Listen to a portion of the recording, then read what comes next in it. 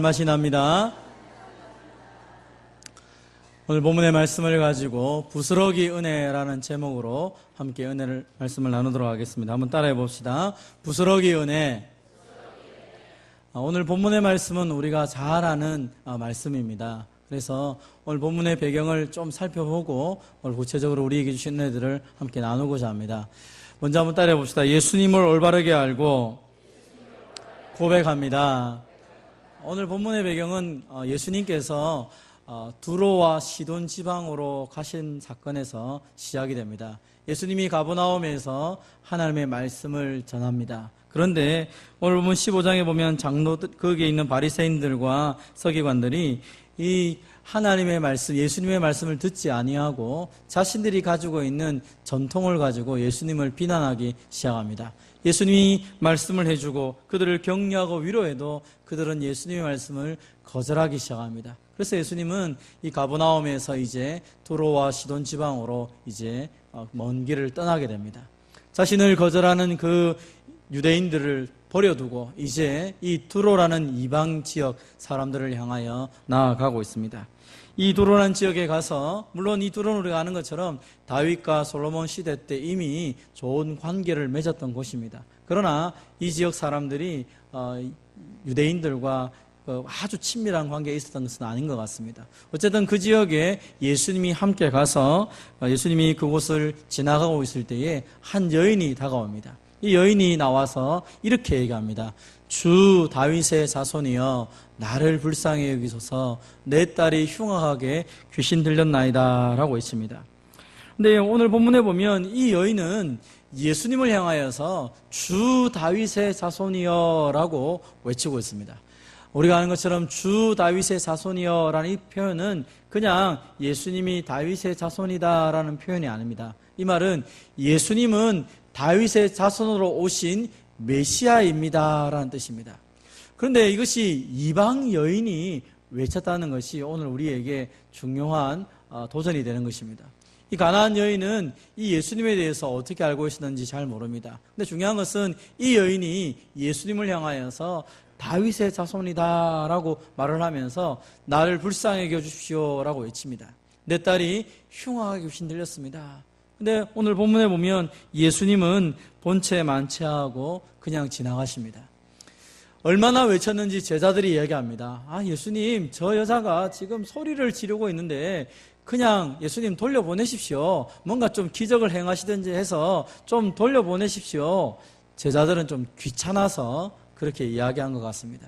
그런데 예수님은 이 부분에서 그렇게 바로 답을 주지 않습니다. 그때 이 여인이 예수님 앞에 나와 절을 하면서 얘기합니다. 주여 저를 도와주십시오 라고 간절히 외치고 있습니다. 우리가 아는 것처럼 이 여인은 마가복음 7장에 보면 이 이야기를 조금 더 상세하게 기록해 놓았습니다. 예수님에 대한 소문을 듣고 이 여인이 찾아온 것입니다. 사실은 예수님의 소문을 듣고 찾아와서 예수님 발 아래 엎드려서 예수님을 향하여서 주 다윗의 자손이여 하고 외쳤던 것이죠. 이 여인에게 있었던 문제는 더러운 귀신 들린 어린 딸이 있다는 것입니다. 아무리 해도 이 딸의 병이 낫지 않습니다. 이 귀신이 이 딸을 가만히 내버려 두지 않는 것입니다. 그래서 이 여인은 예수님의 소문을 듣고 그 소문에 근거하여 예수님 앞에 나온 것입니다. 근데 마가복음에서는 이 여인의 형편을 좀 더 구체적으로 표현합니다. 그 여자는 헬라인이요 수로보닉의 족속이라. 결코 두로에 사는 유대인이 아니다는 것입니다. 예수님을 통하여 직접적으로 예수님이 어떤 분이신지 보고 듣고 경험한 것이 아니라 그냥 소문에 예수님이 이런 분이라는 것을 알고 예수님에게 나와서 이야기한 것이죠. 주 다윗의 자손이여. 근데 예수님은 그 말을 들었을 때 다른 본문에 보면 예수님을 향하여 도와주십시오 라고 외쳤을 때 그 얘기를 듣고 바로 응답을 줍니다. 근데 오늘 본문에서 예수님은 오히려 다른 소리를 하고 있습니다. 나는 이스라엘의 집에 잃어버린 양 외에는 다른 데로 보내심을 받지 아니했다 라고 얘기하는 것이죠. 그런데도 이 여인은 엎드려서 절하면서 나의 딸을 고쳐주시고 나를 불쌍히 해달라고 외치고 있는 것입니다. 여러분, 이 여인이 했던 이 단어를 가만히 생각해 보면 이 단어는 이사야 2장에 있는 말씀과 연결이 됩니다. 하나님께서 예수님을 보내실 때, 메시아를 보낼 때 그 메시아는 이방 땅에도 정의를 베풀고 이방 땅에도 하나님의 긍휼하심을 베풀어 주시겠다라고 약속하셨습니다. 그래서 이 여인은 예수님의 소문, 예수님이 병든 자도 고치시고 귀신도 쫓아내시고 죽은 자도 살리시고 하는 놀라운 기적적인 이야기를 다 듣고 난 다음에 이제 이 예수님에게 나와서 내 딸을 고쳐달라고, 또 나를 불쌍히 해달라고, 나를 구원해달라고 부르짖으며 외치고 있는 것입니다. 예수님이 한 번만에 이 여인을 고쳐주지 않고 계속적인 부르짖음을 하게 했던 이유가 무엇입니까? 그의 예수님을 향하는 칭호가 바뀌어갔다는 것입니다. 주 다윗의 자손이여, 이 말은 유대인의 메시아여 라는 뜻입니다.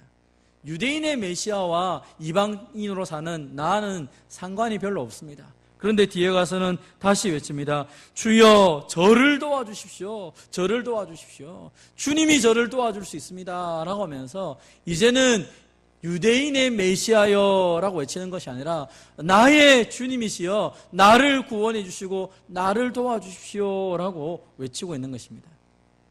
오늘날 많은 사람들도 이 여인처럼 하나님 앞에 나와야 되는데 대부분의 사람들은 또 다르게 이야기를 합니다. 어떻게 말합니까? 예수님이 우리 주위에 늘 있었기 때문에 그 말씀은 늘 듣던 말씀이고 그 말씀을 뭐 듣든지 안 듣든지 별로 나에게는 영향가가 없어. 아니 내가 들어보니까 예수님께 기도하니까 우리 장로님이 기도하니까 병이 낫던데 장로님은 참 좋겠다. 우리 권사님은 예수님의 말씀대로 살으니까 하나님의 복을 주시는데 참 좋더라. 우리 집사님은 예수님의 은혜를 받아서 저렇게 잘 되는구나. 그런데 나는 뭐지? 그런데 나는 뭐야? 하면서 불평을 하고 원망을 하고 살아가는 사람들이 있더라는 것입니다. 오늘 본문에서 먼저 우리에게 말씀하고 있는 것이 무엇입니까? 소문으로 듣던 예수님을 주 다윗의 자손이여 라고 부르는 것도 굉장한 것입니다. 그러나 예수님이 원하셨던 것은 소문에 의한 주 다윗의 자손이 아니라 나의 주님이시여 나의 구원자시여 나를 도울 수 있는 유일한 분이 예수님인 것을 예수님은 듣고 싶어 하시는 것입니다. 오늘 저와 여러분이 예수님에 대한 이야기를 할 때 나는 누구누구한테 이런 예수님을 들었어. 그런데 그 예수님 나하고는 별 상관이 없어. 그렇게 해가지고는 예수님의 은혜가 우리의 삶 가운데 나타나지 않는 것입니다. 예수님은 다른 사람의 예수님, 다른 사람의 메시아, 다른 사람의 구원자가 아니라 저와 여러분의 구원자인 것을 믿으시기를 바랍니다.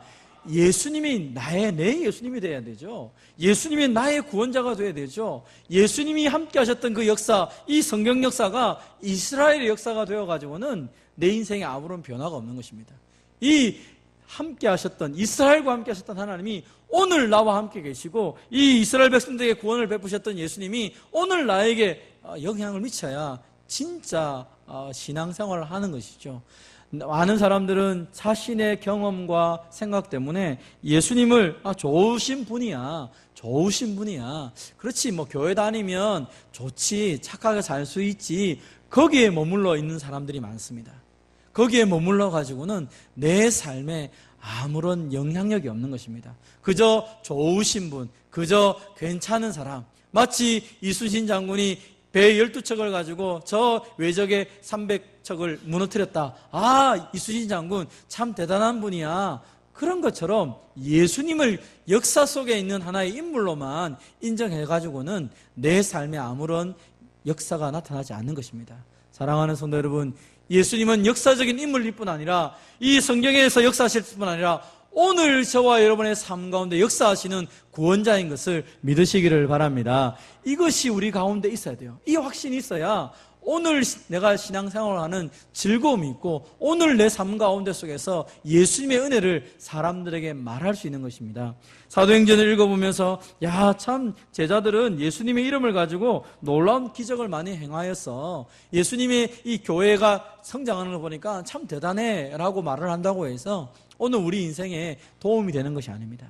이 여인은 수많은 이야기를 들었지만 그 이야기를 들으면서 저 예수님이라면 내 딸을 고칠 수 있구나. 저 예수님이라면 나에게 은혜를 주실 수 있구나. 그래서 주 예수라고 처음에 불렀지만, 주 다윗의 자손이라고 불렀지만, 이제는 그 다윗의 자손이 아니라 나의 주님으로 부르기 시작할 때에 하나님의 놀라운 역사가 예수님을 통하여 나타나게 된 것입니다. 사랑하는 성도 여러분, 오늘도 예수님을 나의 구원자로, 나의 메시아로 믿고 여러분 삶 가운데 예수님의 기적의 은혜를 체험하시기를 주님의 이름으로 축원드립니다. 여러분, 그 예수님은 어떤 분이시죠? 한번 따라해 봅시다. 예수님은 나를 끝까지 책임져 주십니다. 이 여인이 예수님을 향하여 도와달라라고 했을 때 예수님이 이런 얘기를 하셨다고 그랬죠. 나는 이스라엘 집에 잃어버린 양 외에는 다른 데로 보내심을 받지 아니하였노라. 여러분, 이 이야기를 그냥 들으면 굉장히 좀 마음이 섭합니다. 아니, 예수님, 나를 좀 도와주세요. 아니, 나는 이스라엘 사람들을 위해서 온 메시아다, 이렇게 말한 것입니다. 그러면 여인의 입장에서는 마음이 좋지 않은 것이 당연할 것입니다. 심지어 예수님은 더 절하여 있는 그 여인을 향해 말합니다. 자녀의 떡을 취하여 개들에게 던지는 것이 마땅치 않다라고 얘기합니다. 오늘 이 두 본문의 말씀을 연결시켜보면 평소에 예수님이 하시던 말씀과 전혀 다른 말씀을 하고 있는 것입니다. 이스라엘을 위해서 보냄을 받았다. 나는 자녀들에게만 떡을 준다. 다른데, 너희 같은 개들 같은 다른데 나는 일하지 않는다, 이렇게 말하는 것입니다. 당시 유대인들이 이방인들을 향하여서 개라고 말을 하기도 했습니다. 그러나 예수님은 어떤 이방인들도 자신에게 찾아오는 이방인들을 향하여서 무시하거나 배척하신 적이 단 한 번도 없다는 것입니다. 그런데 오늘 본문에 보면 이상하게 예수님은 이 여인에 대해서는 그렇게 적극적으로 이야기하지 않고 오히려 먼데, 저 먼데 개들, 이런 식으로 표현하면서 이 여인의 마음과 전혀 다른 말을 하고 있는 것입니다. 그리고 예수님이 지금까지 했던 그 모든 사역과 말씀과도 전혀 다른 표현들을 사용하고 있는 것입니다. 그럼 도대체 왜 예수님은 오늘 본문에서 이런 말씀을 하고 있을까요? 마가복음 7장에 보면 이것을 조금 더 구체적으로 우리에게 설명을 합니다. 한번 읽어보겠습니다. 시작. 예수께서 이르시되 자녀로 먼저 배불리 먹게 할지니 자녀의 떡을 취하여 개들에게 던짐이 마땅치 아니하니라. 아멘. 예수님이 뭐라 말합니까? 자녀로 먼저 배불리 먹게 할지니. 마태복음에서는 이 말씀이 빠져 있습니다. 이 마가복음에서 좀 더 설명하기를, 이 여인이 예수님의 말씀을 듣고 낙심할 수 있지만 이 말씀을 기록함을 통하여서 예수님의 의도를 정확하게 이 여인이 알았을 것이다 라는 것을 명시하고 있습니다. 여러분, 자녀의 떡은 자녀가 먼저 먹는 것이 당연한 것이죠. 그리고 개들에게 떡을 주지 않습니다. 일반적으로 유대인들이 가지고 있는 풍습에 의하면 식탁에 보면 음식을 먹고 난 다음에 그 음식의 맨 마지막 하는 것이, 막 음식을 손으로 먹기 때문에 손에 막 기름기가 묻고 이렇게 합니다. 그러면 맨 마지막에 떡을 가지고, 빵을 가지고 손을 닦고 이렇게 내버려 둡니다. 그러면 그 주인의 손에 있던 묻었던 것들을 닦았던 그 식빵을 개들이 와서, 그 밑에 있는 자기 집에 있는 키우는 개들이 와서 막 그것을 먹는 장면이 있습니다. 그 장면을 이 본문에서 그대로 연상을 하시면 여러분이 조금 이해가 될 것입니다. 그리고 예수님이 이렇게 표현한 것은 먼저 자녀들에게 이렇게 표현한 것입니다. 여러분, 유대인들의 수사학법 중에는 부정을 통하여서 긍정을 표현한다라고 하는 수사 기법이 있습니다. 우리도 뭐 그렇게 얘기할 때가 있는데, 우리가 옛날에 아이들의 이름을 지을 때 뭐 이렇게 지었다고 하시더라고요. 어른들이 애들의 이름을 지을 때 어떻게 짓습니까? 아이 개똥이, 아이 뭐 이렇게 많이 지을 때 있죠. 그럼 애가 개똥처럼 생겼기 때문에 개똥이라 짓습니까? 이름을 천하게 지으면 아이가 오래 산다는 이야기가 있었습니다. 그래서 일부러 아이들 이름을 천하게 지었던 적이 있습니다. 그래서 오래 살아라고 천하게 반어적으로 아이 이름을 지었던 것처럼 이스라엘의 표현 방법 중에도 그런 표현이 있다는 것입니다. 이것이 사도 바울도 그렇게 썼습니다. 디모데전서 1장 15절에 보면 비슷한 표현이 있습니다. 밑보다 모든 사람이 받을 만한 이 말이여, 그리스도 예수께서 죄인을 구원하시려고 세상에 임하셨다 하였도다. 죄인 중에 내가 괴손이라. 이 본문의 말씀은 예수님이 왜 이 땅에 오셨는가? 죄인을 위해 구하러 오셨는데, 바울이 이야기합니다. 그 죄인 중에 내가 바로 괴수다. 표현합니다. 무슨 말입니까? 예수님이 이 땅에 오신 것은 왜 오셨다는 것입니까? 죄인들을 구원하시지만 사실은 그 죄인들 중에 내가 제일 큰 죄인이니까 예수님은 나를 구원하기 위해서 이 땅에 오셨다라고 강조하기 위해서 내가 바로 죄인 중에 괴수다라고 표현을 한 것입니다. 다시 말하면 예수님은 이 땅에 오신 건 나 때문에 오신 것이고 나를 위해 오셨고 나를 위해 죽으셨고 그것을 강하게 표현하기 위해서 이렇게 그 당시에 수사학법적으로 이렇게 성경을 기록한 것입니다. 마찬가지로 오늘 본문에도 마찬가지입니다. 예수님이 말씀하시기를 내가 자녀들에게 떡을 주기 위해서 왔지 개들에게 떡을 주러 온 것이 아니다 라고 말했을 때 이 여인이 이 수사학적인 기법을 받아서 바로 이야기합니다. 주님, 옳습니다. 개들도 제 주인의 상에서 떨어지는 부스러기를 먹습니다. 자녀에게 떡이 주어지지 않습니까? 그것처럼 개들도 역시 그 주인에게 떨어지는 것을 먹습니다 라고 얘기를 합니다.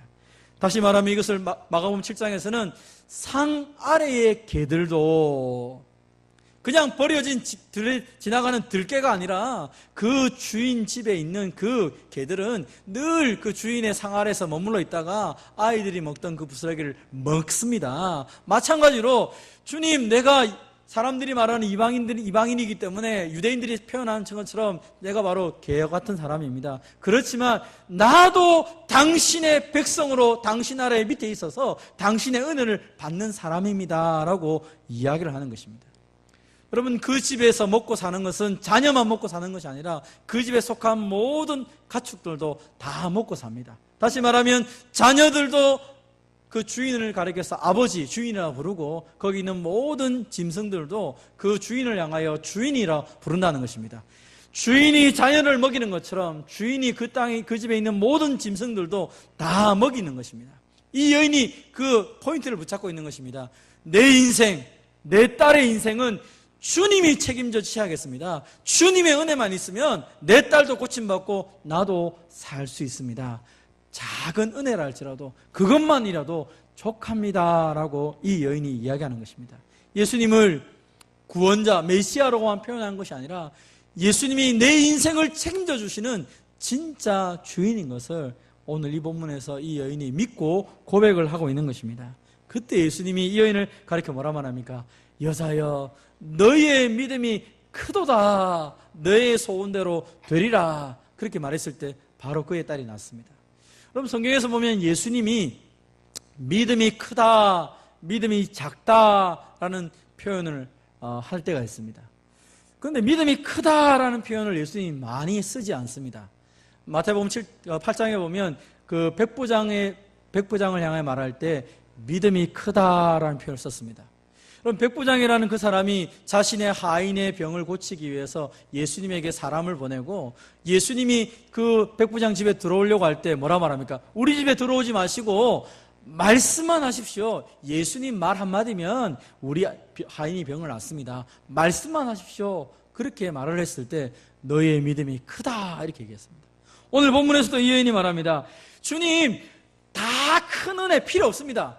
그냥 부스러기처럼 그냥 버려지는 것처럼 보여지는 그 은혜라도 나는 족합니다. 왜냐하면 내가 주님의 소유가 되면 나는 주님의 은혜 속에서 감격하여 살 수 있습니다. 그 주님께 속하였다는 그 하나만 들어도 나는 내 딸은 병이 낫습니다 라고 믿었기 때문입니다. 그래서 믿음이 크다라고 말합니다. 그런데 믿음이 작다라는 소리를 누가 제일 많이 들었냐면 예수님과 함께 다녔던 제자들이 제일 많이 들었습니다.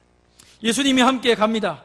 근데 바람이 불고 풍랑이 부니까 풍랑이 있는 배 위에서 제자들이 얘기합니다. 예수님, 우리를 살려주십시오. 이 믿음이 적은 자들아 왜 의심하느냐. 예수님이 제자들도 꾸짖고 풍랑도 꾸짖으면서 이야기하셨습니다. 예수님이 함께 있음에도 불구하고 예수님의 제자들이 예가한 건 뭡니까? 우리에게 더 큰 은혜가 필요합니다. 더 큰 능력이 필요합니다. 예수님, 나에게 더 많은 걸 주셔야 됩니다. 저 사람과 비교했을 때 나에게 더 큰 게 필요합니다. 더 주셔야 됩니다. 더 있어야 됩니다. 믿음이 적은 자들아, 뭐가 더 필요하냐? 근데 오늘 백부장과 이 가나안 여인은 주님, 말씀만 하시면 됩니다. 주님 말씀 하나만 있으면 내 인생이 바뀝니다. 주님 말씀 하나만 있으면 이 모든 것이 바뀝니다. 믿음이 작은 사람들은 더 많은 것을 자꾸 달라고 합니다. 더 큰 능력, 더 큰 은혜, 더 하면서 마치 밑독이 빠진 항아리처럼 자꾸 부어달라고 말합니다. 자꾸 부어주셔야 내가 충만합니다 라고 얘기합니다. 그런데 오히려 이 백부장이나 이 가버나움에 있는 이 가나안 여인은 말합니다. 말씀이면 됩니다. 주님 말씀 한마디면 그 남들이 말할 때는 부스러기처럼 보이는 그 말씀 한마디만 있어도 내 인생은 변화되고 내 자녀의 병은 다 낫고 내 하인의 병은 다 낫습니다. 그들은 그렇게 말하며 나아가는 것입니다. 그럴 때 예수님이 믿음이 크다라고 표현한 것입니다. 사랑하는 성도 여러분, 오늘 저와 여러분은 어떤 형편 속에 살아갑니까? 우리들도 때로 얘기하지 않습니까? 하나님, 찬송을 할 때는 주님 한 분만으로 나는 만족합니다 라고 고백하면서 때로 우리는 이야기합니다. 하나님, 내가 저 사람보다 좀 잘 살아야겠습니다. 건강해야 되겠습니다. 지혜가 있어야겠습니다. 내가 성공해야 됩니다. 내 자녀도 출세해야 되고 나도 출세해야 되고 뭔가 좀 더 있어야 되고 자꾸 그런 것으로 나아갑니다. 그러다 보면 이야기합니다. 이거는 왜 없지? 왜 저건 없지? 하면서 우리의 마음속에 우리 입에서 불평이 나오고 되고 마는 것이죠. 그리고 오늘 우리 찬양대에서 찬양했던 것처럼 허겁지겁 막 달려다가 어느 순간에 삶이 공허해지고 나면 내가 지금 뭐 하고 살았지? 삶의 우선순위가 뒤바뀌어가지고 혼돈을 경험하고 난 다음에야 비로소 다 잃어버리고 난 다음에 하나님이 필요하네. 하나님께로 돌아오는 것이 굉장히 은혜롭지만 또 하나의 측면은 그 하나님 없이 지나간 모든 시간들은 다 내 인생에서 사라지고 허비된 것으로 흘러가고 있다는 것입니다. 사랑하는 성도 여러분, 우리의 인생이 허비되는 인생이 아니라 주님 앞에 인정되는 인생이 되기를 바랍니다. 하나님 보실 때 참 너 좋다, 참 귀하다. 여러분, 거기에 기본적인 생각은 무엇입니까? 하나님 내게 주신 은혜에 감사합니다. 주님 한 분만으로 감사하고 주님 말씀만으로도 감사하고 주님이 나에게 구원자가 되어주시고 주님이 나의 주인이 되어주신다는 걸 내가 믿고 힘있게 달려갑니다. 눈에 보이는 것, 들리는 것대로 살아가는 것이 아니라 하나님이 베푸신 그 은혜 때문에 그 은혜, 지금까지도 함께 하셨던 하나님이 앞으로도 하실 것을 믿고 믿음으로 걸어갑니다. 그게 진짜 하나님 우리에게 원하시는 믿음이라고 오늘 성경은 말씀하고 있는 것입니다. 부스러기 같은 믿음이 은혜가 무엇입니까? 부스러기 같은 것이 무엇입니까? 그것은 나는 주님께 속하였습니다. 주님으로부터 크고 작은 것이 아니라 주님 자체가 나를 붙잡고 있다는 사실을 내가 믿고 내 모든 형편을 아시는 주님 앞에 다 내려놓고 감사하며 삽니다. 이게 우리의 감사와 찬송의 제목이 되어야 될 것입니다. 오늘 주님이 저와 여러분을 꼭 붙잡고 계시고 주님이 우리 인생을 책임져 주시다는 사실을 꼭 믿고 주님 한 분만으로 만족하며 살아가는 저와 여러분 되시기를 주님의 이름으로 축원드립니다.